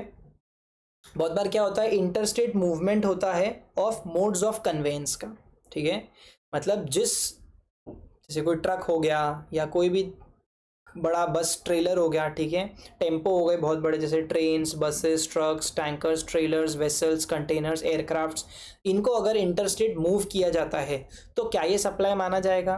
तो कंडीशन क्या है? मूवमेंट अगर डिस्टिंक्ट पर्सन्स के बीच हो रहा है फॉर कैरिंग गुड्स और पैसेंजर्स या फिर रिपेयर एंड मेंटेनेंस के लिए, ठीक है, देन इन दैट के बाकी ट्रीटमेंट इसमें excludes movement for further supply. भैया आप अगर एक स्टेट से दूसरी स्टेट में भेज रहे हो गुड्स को फर्दर सप्लाई करने के लिए, तो जीएसटी की बात नहीं है, तो जीएसटी नहीं लगेगा, ठीक है। It is not a supply of goods not supply of services. लेकिन याद रखना अगर रिपेयर एंड मेंटेनेंस ऐसे खुद के कन्वेंस के हो रहा है तो सप्लाई होगा। मैं फिर से समझाता हूँ। मान के चलो मेरे पास एक बहुत बड़ा ट्रेलर है जिसपे मैंने मेरा एक बहुत बड़ा मशीन इंस्टॉल करके रखा है, जिससे मैं बड़े बड़े गाड़ियों का जिनका हाईवे पे एक्सीडेंट हो जाता है ना, उनकी सर्विसिंग करता हूँ, ठीक है। तो अब ये जो ट्रेलर है मेरा, ये अगर मेरा इंटरस्टेट मूव हो रहा है तो क्या उसको सप्लाई माना जाएगा? अरे नहीं भाई, ये तो रिपेयर मेंटेनेंस के पर्पस के लिए जा रहा है ना, कि वहाँ कोई गाड़ी खराब हुई है उसके रिपेयर मेंटेनेंस के लिए जा रहे हैं, ये सप्लाई नहीं होगा, ठीक है। लेकिन जहाँ मैं मेरे इस पर्टिकुलर मोड ऑफ कन्वेंस के रिपेयर मेंटेनेंस के लिए जा रहा हूँ, तब इस केस में वो सप्लाई ऑफ सर्विस में आ जाएगा। समझ में आएगा सर? क्लियर है? वैसे ही interstate movement of rigs, tools and goods on wheels, ठीक है। Rigs, tools, spares, cranes, similar movable goods, movement अगर डिस्टिंक्ट पर्सन के बीच में हो रहा है फॉर ऑपरेशनल पर्पस, ठीक है, सिमिलरली फर्दर सप्लाई के लिए नहीं होना चाहिए, बराबर है। लेकिन ये सप्लाई नहीं माना जाएगा। लेकिन अगर सप्लाई जीएसटी तब लगाया जाएगा, सप्लाई तब माना जाएगा जब इन पर्टिकुलर गुड्स का रिपेयर मेंटेनेंस हो रहा है। आप किसी और के रिपेयर मेंटेनेंस के लिए इसको ले जा रहे हो, तब ये जीएसटी नहीं लगेगा, तब सप्लाई नहीं होगा। बट अगर इन पर्टिकुलर गुड्स का खुद का रिपेयर मेंटेनेंस के लिए आप इंटरस्टेट मूव कर रहे हो, देन इन दैट केस इस पे सप्लाई माना जाएगा और जीएसटी भी लगाया जाएगा। I hope I am clear, ठीक है। चलो, सर्कुलर्स के बाद आते हैं अपन सेक्शन नंबर 8 पे, जहां अपन बात करेंगे about composite and mixed supply. क्या होता है सर कॉम्पोजिट और मिक्स्ड सप्लाई? देखो, कॉम्पोजिट सप्लाई में क्या होता है, मैं लैपटॉप खरीदने गया, लैपटॉप वाले ने मुझे साथ में बैग दे दिया। भाई ये तो यूजुअल है, ऐसा ही होता है। नेचुरली बंडल्ड चीज़ों को अगर साथ में दिया जा रहा है, दो या दो से ज़्यादा चीज़ों को, ठीक है, एक साथ बेचा जा रहा है जो कि नेचुरली बंडल्ड होते हैं इन द ऑर्डिनरी कोर्स, ठीक है, जिसमें से एक प्रिंसिपल सप्लाई है, तो ये क्या होगा, कॉम्पोजिट सप्लाई होगा। और यहाँ पे जीएसटी क्या रेट पे लगेगा, जो प्रिंसिपल सप्लाई है उस रेट पे लगेगा, राइट। 2 और मोर टैक्सेबल सप्लाईज, नेचुरली बंडल्ड जो कि साथ में दी जाती है generally, supplied in conjunction with each other in the ordinary course, one of which is a principal supply, जिसमें से एक principal supply है, ये क्या होगा सर, composite supply होगा। एंड यहाँ पे जो principal supply का टैक्स रेट है वो अप्लाई होगा। एग्जाम्पल के लिए, एक रिटेलर ने एक लैपटॉप बेचा with a branded laptop bag as part of the package. The bag is specifically design for the laptop, उस बैग को बनाया ही उस लैपटॉप के लिए गया है, and bundled together but no additional price और a nominal price as part of the laptop deal, मतलब वो बैग के लिए अलग से पैसे नहीं चार्ज किए जा रहे। तो ऐसे केसेस में ये क्या होगा, कॉम्पोजिट सप्लाई होगा। लैपटॉप यहाँ पे होगा प्रिंसिपल सप्लाई, एंसिलियरी सप्लाई होगा laptop bag, and supplies are naturally bundled, generally provide together किए जाते हैं। तो टैक्स का ट्रीटमेंट क्या होगा सर? टैक्स का ट्रीटमेंट ये होगा कि जो आपकी प्रिंसिपल सप्लाई का रेट है ना, यानी कि आपका जो लैपटॉप का रेट है, वो पूरे के पूरे आपके प्राइस पे लग जाएगा। समझ में आया? लेकिन मिक्स सप्लाई क्या होता है फिर? मिक्स सप्लाई मतलब दो या दो से ज़्यादा चीज़ें एक साथ दी जा रही है, इन कंजंक्शन दी जा रही है, फॉर अ सिंगल प्राइस दी जा रही है। बट नेचुरली ऐसा होता नहीं है, और वो कॉन्स्टिट्यूट, अगर कॉम्पोजिट सप्लाई नहीं है, मतलब दो या दो से ज़्यादा individual supply made in conjunction जो कि नेचुरली बंडल नहीं होते, for a single price, doesn't constitute a composite supply. जैसे अपन शॉप्स पे जाते हैं, बेकरीज में जाओगे या आप कोई जनरल स्टोर में जाओगे या गिफ्ट शॉप में जाओगे, बहुत सारे ऐसे मल्टीपल प्रोडक्ट्स को एक बास्केट में पैक करके रखा जाता है एज अ हैम्पर, ठीक है। अब वो हैम्पर में जो चीज़ें हैं वो क्या हमेशा साथ में बिकती है क्या? नहीं, नेचुरली बंडल नहीं है, ये तो अपन अलग अलग से खरीदते हैं ना। बट यहाँ वो साथ में बेची जा रही है फॉर अ कॉमन प्राइस, ठीक है। तो ये क्या होगा, मिक्स्ड सप्लाई होगा। और अब यहाँ रेट कौन सी लगेगी? तो आउट ऑफ द एंटायर या out of all the different products which are present in that particular hamper, उसमें से जो भी हाईएस्ट रेट होगा ना जिस भी गुड्स का, वो वाली रेट लगेगी। समझ में आया? हाईएस्ट टैक्स रेट अप्लाई होगा उस पूरे हैम्पर के प्राइस पे। एग्जाम्पल के लिए गिफ्ट हैम्पर है जिसमें चॉकलेट्स है, बॉटल ऑफ वाइन है, ड्राई फ्रूट का पैकेट्स है, और वो एक सिंगल प्राइस पे बेचा जा रहा है, जहाँ पे चॉकलेट का रेट 18% है, बॉटल ऑफ वाइन का 28 है, and packet of dry fruits का 12% है। These items are not naturally bundled, साथ में थोड़ी बिकते हैं, and can be sold separately, but यहाँ इकट्ठा बेचे जा रहे हैं एक प्राइस पे। तो जो हाईएस्ट रेट है ना 28%, that is of the wine, वो अप्लाई होगा। समझ में आया क्या कि क्या होता है कॉम्पोजिट सप्लाई एंड क्या होता है मिक्स्ड सप्लाई, राइट। अब चलो कुछ बेसिक, ठीक है, जाते जाते कुछ छोटी मोटी इंपॉर्टेंट बातें कर लेते हैं। एक होता है प्रिंटिंग सर्विसेज, ठीक है। स्पेसिफिक सिनेरियो में जीएसटी का क्या ट्रीटमेंट होगा, जिसमें पहला अपन पढ़ रहे हैं अबाउट प्रिंटिंग सर्विस। जैसे कोई बुक्स हो गया, पैम्पलेट्स हो गए, ब्रोशर्स हो गए, या एनुअल रिपोर्ट्स हो गए, ये छपवाने का काम हो रहा है, ठीक है। अब अगर आप ध्यान से समझो, यहाँ मेन काम क्या है? मेन काम है कंटेंट। मैंने अगर आपको कोई नोट्स प्रिंट करके दिया है, तो वो हार्ड कॉपी जो पेज मिला है वो पेज इंपॉर्टेंट है या उसमें लिखा हुआ कंटेंट इंपॉर्टेंट है? ऑब्वियसली सर, उसमें लिखा हुआ कंटेंट इंपॉर्टेंट है। तो ऐसे केसेस में कंटेंट जब रिसिपिएंट प्रोवाइड करता है, एंड पेपर और प्रिंटिंग प्रिंटर प्रोवाइड करता है, राइट मतलब कंटेंट मेरा, पेपर और प्रिंटिंग की सर्विसेज तुम्हारी। तो ऐसे केसेस में मेन काम क्या है? मेन काम है यहाँ पे प्रिंट करना, ठीक है। तो कंटेंट मेरा था, तुमने तो दिया नहीं है, राइट। यहाँ पे क्या है? मेन काम प्रिंट करना है। Printing services will be the principal supply and GST का classification will be done as a printing services का, it will be supply of service. लेकिन अगर मैं बोलूँ कि एनवेलप्स प्रिंट करना है, लेटर कार्ड्स प्रिंट करना है, या कोई बॉक्सेस प्रिंट करना है, ठीक है, बनवाने हैं, भाई यहाँ मेन काम आपको एनवेलप का है, मेन काम यहाँ पे लेटर कार्ड का है, मेन काम यहाँ पे आपको बॉक्स का है, ठीक है। तो रिसिपिएंट ने अगर आपको डिज़ाइन लोगो दे दिया है, बट पेपर और प्रिंटिंग का काम किसका है? प्रिंटर का है। तो यहाँ मेन काम क्या है? मेन अपने को वो बॉक्स का मतलब है, तो गुड्स जो है ना वो मिल रहा है अपने को, प्रिंटेड आइटम, तो ये सप्लाई ऑफ गुड्स में आएगा। समझ में आया क्या? आप ट्रांजैक्शन के एसेंस को देखो, बुक छपवाया हूँ तो मेन काम है मेरा वो बुक के अंदर का कंटेंट, वो प्रिंट करके दिया है तुमने, तो प्रिंटिंग की सर्विसेज को सप्लाई ऑफ सर्विस माना जाएगा, that will be the principal supply, right. But यहाँ पे अगर मैं कोई बॉक्स बनवा रहा हूँ, एनवेलप बनवा रहा हूँ, शादी में अपन एनवेलप्स देते हैं, तो वो एनवेलप पे अपन अपना नाम वाम लिखाए हुए हैं, ठीक है। मान के चलो अपने लोगो अपन ने दे दिया उसको, बट अपने को मतलब किस चीज़ से? अपने को मतलब है एनवेलप से, ठीक है। अब एनवेलप में पेपर भी लग रहा है और वो प्रिंट करने की सर्विस भी दे रहा है, बट यहाँ मेन काम आपको गुड्स का है। Principal supply will be the envelope, that is goods, and वो आपका सप्लाई ऑफ गुड्स में आएगा। समझ में आया? इसके बाद में आता है sir foods supplied to the patients. इसे बहुत बार देखा है हॉस्पिटल्स में आजकल क्या होता है कि अगर कोई एडमिट होता है ना, तो उसको घर का खाना लाने नहीं दिया जाता, उसको क्या बोला जाता है? तू इधर का ही खा, तेरे को नहीं भाता है, नहीं पसंद आ रहा है तो भी खा। तो जो इन पेशेंट्स को वहाँ पे खाना प्रोवाइड किया जाता है ना, ठीक है, वो तो पार्ट ऑफ देयर कॉम्पोजिट, मतलब हेल्थ केयर का जो भी बिल बनेगा ना उनका, उसी में इंक्लूडेड होता है, उसको सेपरेटली टैक्सेबल नहीं किया जाता। बट आप मान के चलो, कभी भगवान ना करे ऐसा हो, बट आप अगर कभी कुछ सर्दी जुकाम या कुछ छोटी मोटी बीमारी की वजह से हॉस्पिटल में एडमिट हुए हैं और आपके नालायक दोस्त आपसे मिलने आते हैं, ठीक है, पता चला आप जब आपके दोस्त पहुंचे तो आप रूम में खाना खा रहे हो, तो इन्होंने क्या किया? खाना ऑर्डर कर लिया, राइट। अब ऐसे अगर हम सबको खाना खिलाने लग गए हॉस्पिटल वाले, तो दिक्कत हो जाएगी, राइट। इसको अलग से क्या माना जाएगा? It will be supply of food.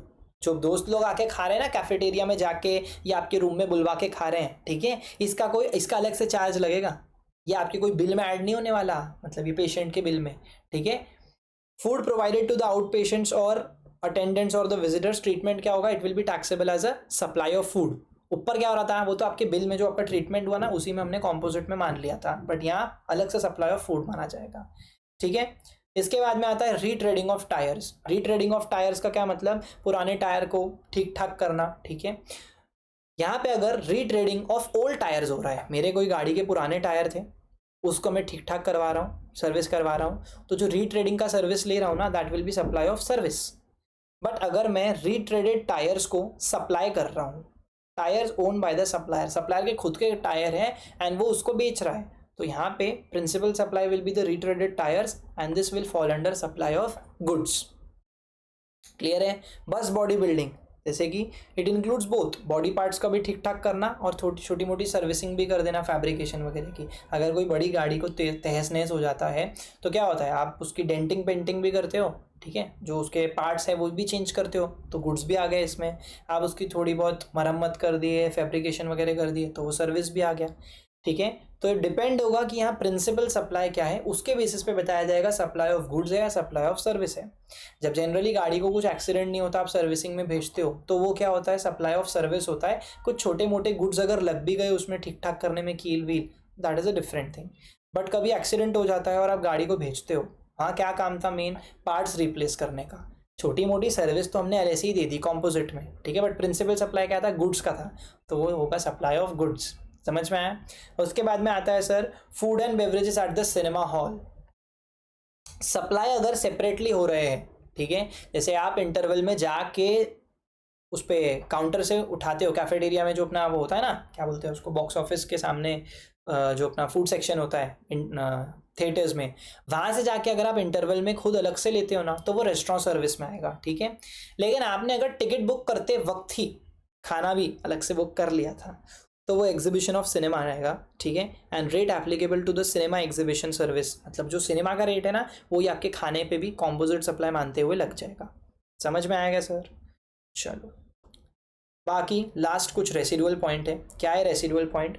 अगर कोई लिक्विडेटेड डैमेज है, मतलब आपने मेरे साथ कुछ कॉन्ट्रैक्ट करा था, कॉन्ट्रैक्ट का ब्रीच कर दिया, बदले में आप मुझे डैमेज दे रहे हो, ये कोई सप्लाई नहीं है, ठीक है। आपने यार ब्रीच करा था कॉन्ट्रैक्ट का, इसलिए वो डैमेज लिया है आपसे।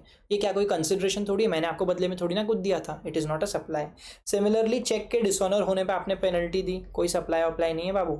वायलेशन ऑफ लॉ पे पेनल्टी दी, कोई सप्लाई नहीं है। सामने वाले का क्या भला हो रहा है भाई, तुमने तो वायलेशन किया है। फॉरफीचर ऑफ सैलरी और the bond amount if the employee not continues minimum agreed period.